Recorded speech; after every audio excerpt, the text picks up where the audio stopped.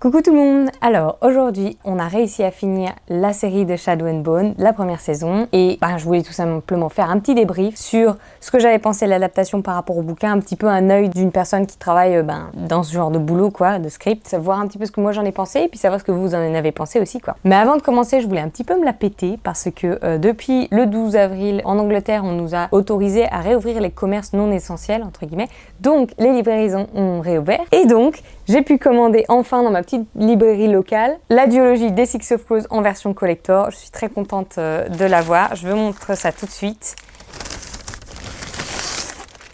Elle est pas magnifique? Oh mais regardez-moi ça. C'est l'édition collector des Six of Crows. Celle-ci elle est avec de l'aluminium rouge, je sais pas trop si c'est comme ça que vous dites en France. J'ai découvert un peu le procédé comme ça, appuyé avec de l'aluminium de couleur ici, donc je ne sais absolument pas comment on le dit, donc si vous le savez, dites-le moi en commentaire. Et non seulement j'ai pris le premier, mais je me suis pris aussi le deuxième. Ah, j'aime trop. Celui-ci, il est en or, enfin il est doré, on va dire doré. Ah, ça brille de mille feux, j'aime trop. Non, ils sont super chouettes, je suis très contente de les avoir.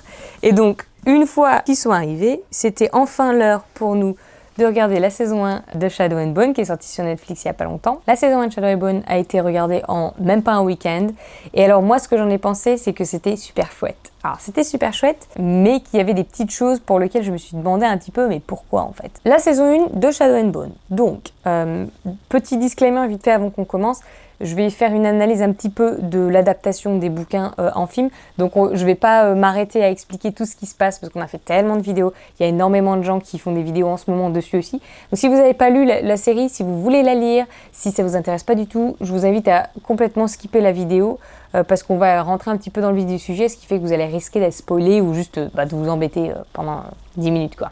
Donc cette saison 1, elle est principalement concentrée sur le premier tome de la trilogie des Shadow and Bones. On va voir un petit peu de Six of Crows dedans, mais plus on va dire une sorte de préquel par rapport donc à notre duologie qui se trouve ici. Moi je trouvais qu'elle était assez fidèle en fait cette saison 1 par rapport aux Shadow and Bones.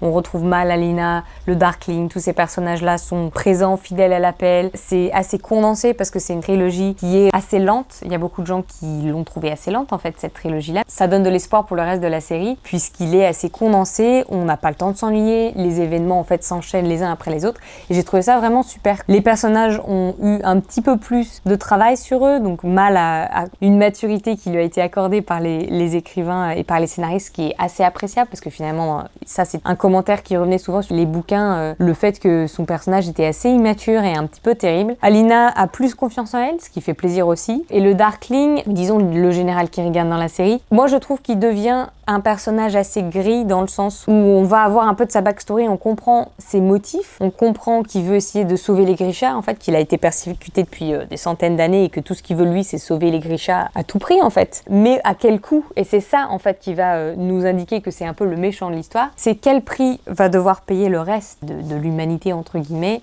pour la sauvegarde des Grisha, combien il est absorbé par sa vengeance. Moi j'ai trouvé qu'il avait eu vraiment une certaine profondeur qui lui avait été accordée. Alors bien sûr, c'est une première saison, on n'a pas eu le temps de tout, mais moi j'ai trouvé que voilà, sa relation avec Alina même était plutôt compréhensible et on a un peu moins cet effet triangle amoureux dont les gens riaient pendant la trilogie, puisque Alina se rend compte évidemment des motifs du Darkling et le rejette complètement. On a une scène à la fin, elle retrouve ses pouvoirs, elle se libère en fait de son emprise à lui et le pousse du skiff pour regagner un petit peu sa liberté à elle, et c'est clair que ses sentiments sont effacés. Alors on va voir dans les saisons prochaines bien sûr, mais moi je trouve que oui, c'est quelque chose qui est beaucoup plus ordonné finalement, leur relation, et c'était ça qui pêchait dans les bouquins. On notera également ce petit passage où ils s'embrassent à pleine bouche, Alina et le Darkling, enfin le général Kirigan, et il lui demande quand même son consentement avant. Elle lui demande est-ce que t'es sûre, est-ce que c'est ce que tu veux, elle lui répond oui, et ça c'est pas toujours dans les séries, donc je trouve ça plutôt pas mal. Maintenant, moi ce qui m'a fait un petit peu tiquer, et franchement c'était pas... j'ai toujours autant adoré la série, je trouve que c'était quand même une idée de génie et je suis super contente, mais le truc qui pêche c'est Six of Crows, parce que il est clair que notre timeline là, elle est 2 ans avant les épisodes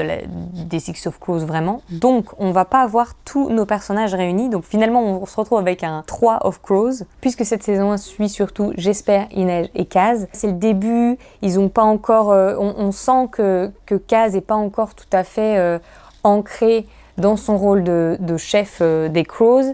On a la backstory de Nina et de Mathias qui était très appréciable parce que finalement elle a été vraiment complètement adaptée à l'écran, on perd pas une miette. Ils ont réussi à incorporer un petit peu de la seconde armée avec les Grisha qui viennent chercher Nina et finalement elle qui prend une décision rapide d'envoyer Mathias au bagne entre guillemets ou en prison pour lui sauver la vie finalement, ce que lui il comprend pas. Enfin, cette histoire-là est bien ficelée. Le fait qu'on fasse rencontrer Kaz, Inej et j'espère à Alina aussi lie l'histoire des Six of Crows au Shadow and Bone, donc c'est plutôt intéressant. On voit le respect presque religieux de Inej pour Alina, on se rend compte un petit peu des dynamiques.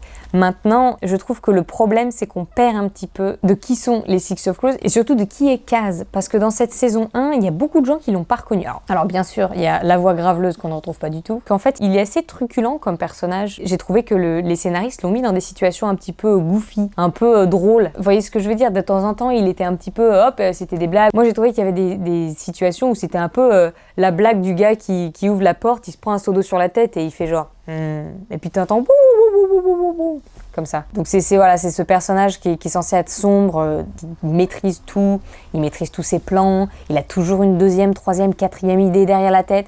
Et là, il a complètement perdu le contrôle finalement, parce que même Alina se met elle-même dans le coffre, ce qui était un moment de comédie mais brillant quoi. Elle s'échappe du petit palais dans le coffre qui est lui-même sur le carrosse que va voler les Crows. Et ça, c'était incroyable. Mais du coup, c'est quelque chose qui échappe complètement au contrôle de Kaz et on retrouve pas ce personnage qui est vraiment machiavélique et calculateur. Et c'est ça qui est un peu dommage et je pense que c'est aussi ce pourquoi cette espèce d'adaptation un peu d'un passé des Crows qu'on n'a pas forcément vu nous fait bizarre parce qu'on retrouve pas forcément le Kaz qu'on connaît quoi. Maintenant, qu'est-ce que ça veut dire pour notre saison 2? Est-ce que on va avoir le droit à un peu plus de Six of Crows? Évidemment, Alina et Mal se sont enfuis. Si on suit la chronologie des bouquins pour Novi Zem, il me semble, où ils vont être recapturés, puis mis sur le bateau avec le privateer Nikolai, ils vont tuer le Sea Whip, blablabla. Donc voilà, sa progression à elle et la progression de Mal ont du sens finalement par rapport au bouquin.